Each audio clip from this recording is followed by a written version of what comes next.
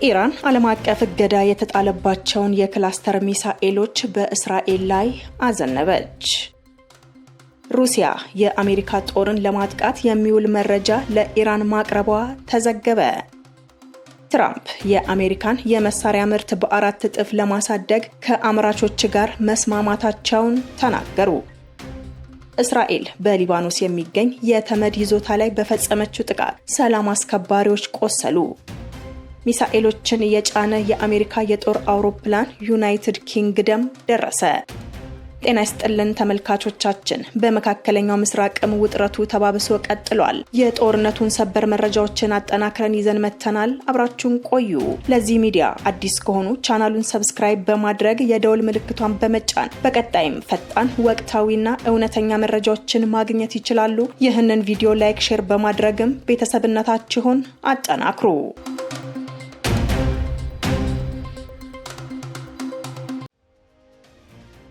ትራምፕ የአሜሪካን የመሳሪያ ምርት በ4 እጥፍ ለማሳደግ ከአምራቾች ጋር መስማማታቸውን ተናገሩ። ከዋነኛ የአሜሪካ የጦር መሳሪያ አምራቾች ጋር ስብሰባ ያደረጉት ፕሬዝዳንት ዶናልድ ትራምፕ የመከላከያ ኩባንያዎቹ ከፍተኛ ደረጃ የሆኑ የጦር መሳሪያዎችን ምርት በ4 እጥፍ ለማሳደግ መስማማታቸውን አስታወቁ። ትራምፕ ትሩዝ ሶሻል በተባለው የማህበራዊ ሚዲያ ገጻቸው ባሰፈሩት ጽሑፍ ለምሳሌ ኢራን ውስጥ የምንጠቀማቸውና በቅርቡ ቬኔዙላ ውስጥ የተጠቀምናቸው መካከለኛና ከፍ ያለ መካከለኛ ደረጃ ያላቸው ተተኳሾች አቅርቦታቸው ገደብ የለሽ ነው ብለዋል። ሳምንቱን ከደፈነው የኢራን ጦርነት ጋር በተያያዘም እየተነሱ ካሉ ጉዳዮች አንዱ ሁሉም አካላት ጦርነቱን ለማስቀጠል የሚያስችል የጦርነት ክምችት አላቸው ወይ የሚለው ነው። የአሜሪካ መከላከያ ሚኒስቴር ፒት ሄግሴት ሐሙስ ዕለት በሰጡት መግለጫ ይህንኑ ጉዳይም አንስተው ነበር።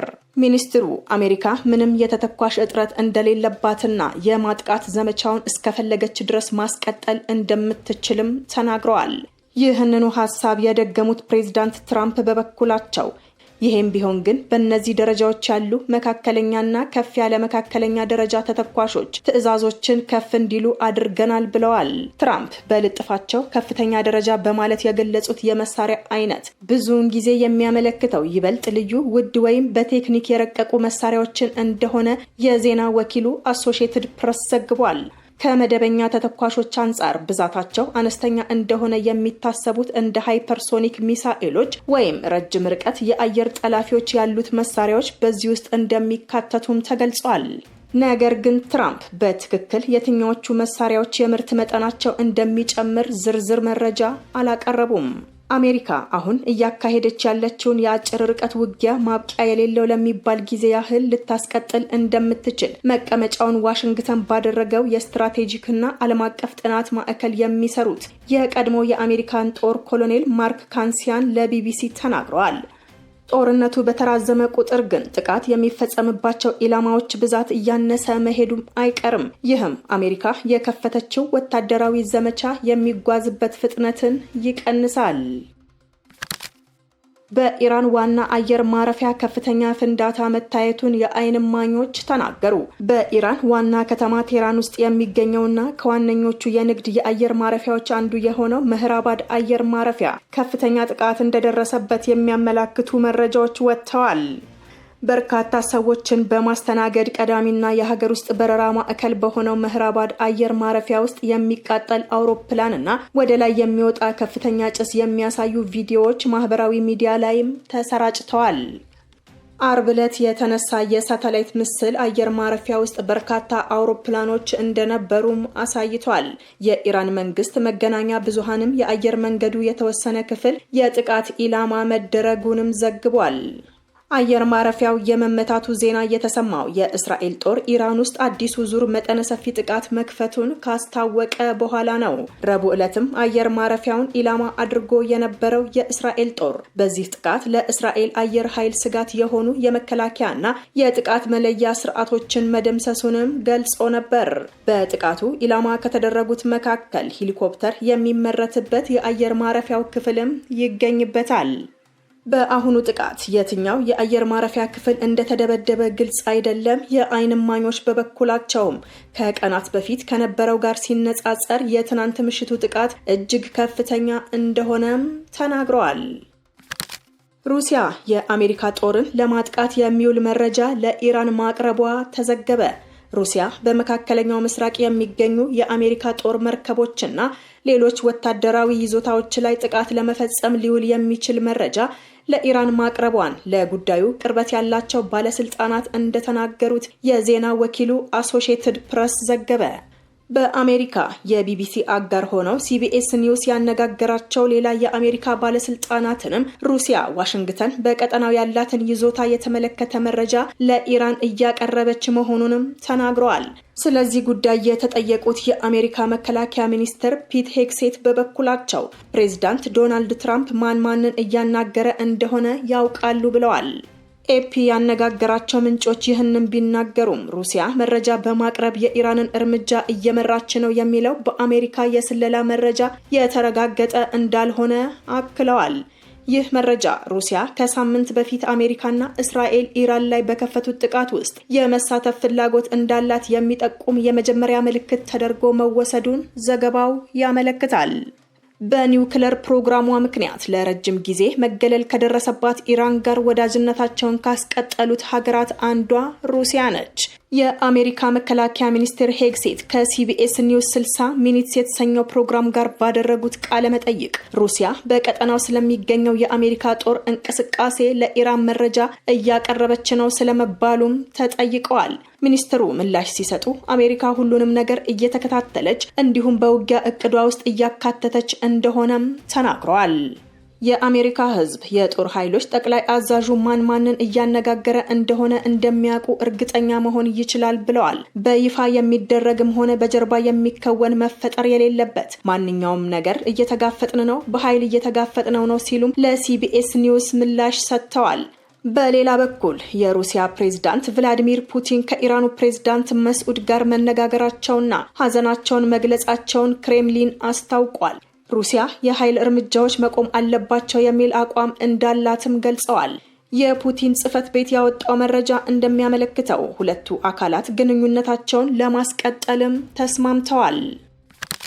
ኢራን ዓለም አቀፍ እገዳ የተጣለባቸውን የክላስተር ሚሳኤሎች በእስራኤል ላይ አዘነበች።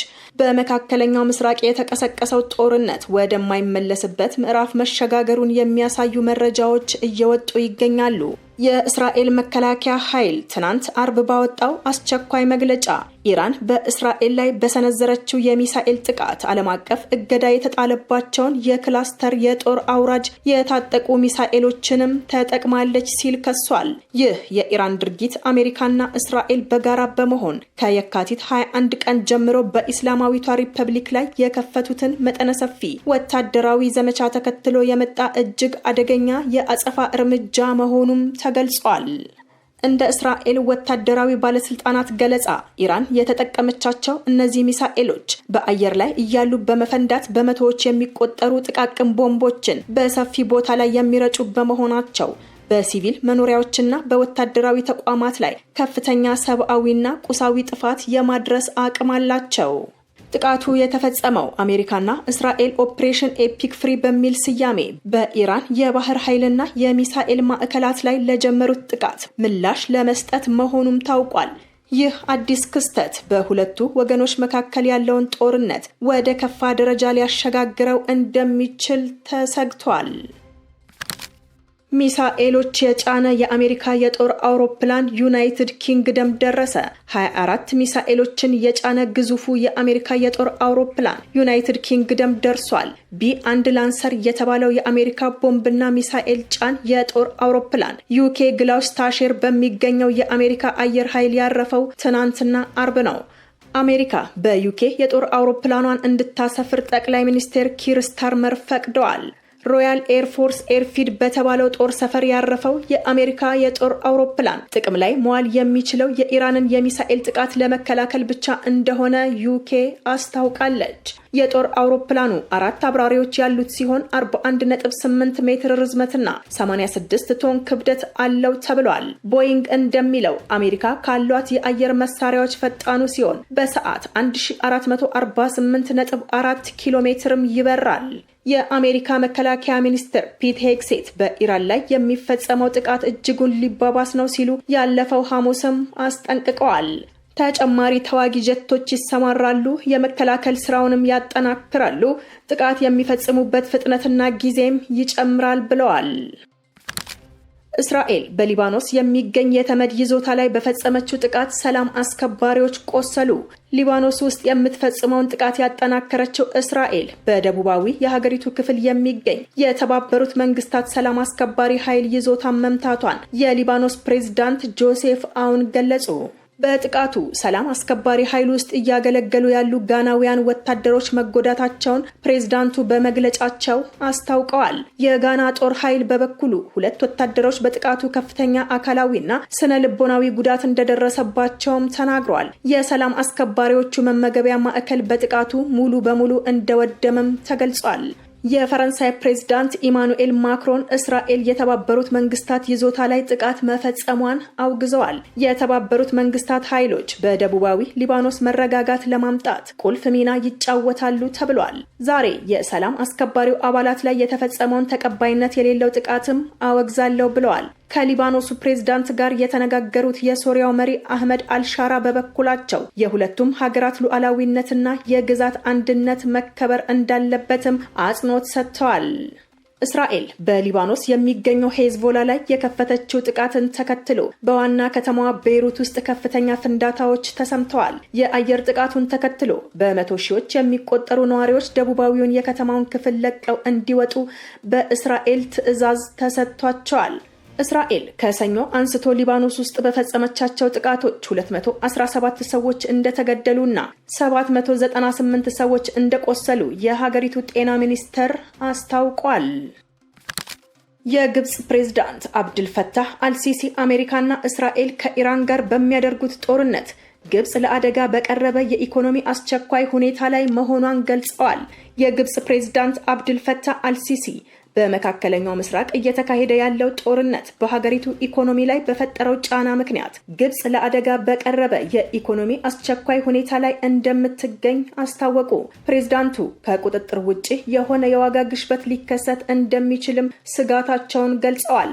በአረቡ ዓለም በህዝብ ብዛት ቀዳሚ የሆነችው ግብጽ በአሜሪካና እስራኤል ከኢራን ጋር በሚያደርጉት ጦርነት እስካሁን ቀጥታ የአካል ጉዳት አልደረሰባትም። ሆኖም ጦርነቱ በባህረ ሰላጤው አጋሮቿ ላይ ባደረሰው ጥቃትና በወሳኙ የሆርሙዝ ሰርጥ በኩል የሚደረገውን የንግድ ልውውጥ በማስተጓጎሉ ሳቢያ የሀገሪቱ ኢኮኖሚ ተመቷል።